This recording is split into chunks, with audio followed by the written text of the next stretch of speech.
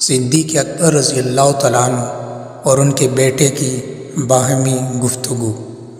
حضرت ابوبکر صدیق رضی اللہ تعالیٰ عنہ کے بیٹے عبد الرحمن بدر کی لڑائی میں مشرکین کے ساتھ شریک تھے، لیکن جب مسلمان ہوئے تو ایک دن اپنے والد ماجد کے پاس بیٹھے تھے تو اپنے والد سے کہنے لگے، بدر کی لڑائی میں میری نظر آپ رضی اللہ تعالیٰ عنہ پر پڑی تھی۔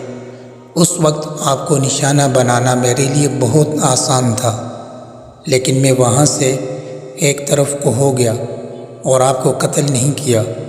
حضرت ابوبکر رضی اللہ تعالیٰ عنہ نے فرمایا، لیکن اگر تم میرے نشانہ پر ہوتے تو میں تجھے نہ چھوڑتا اور ضرور قتل کر دیتا۔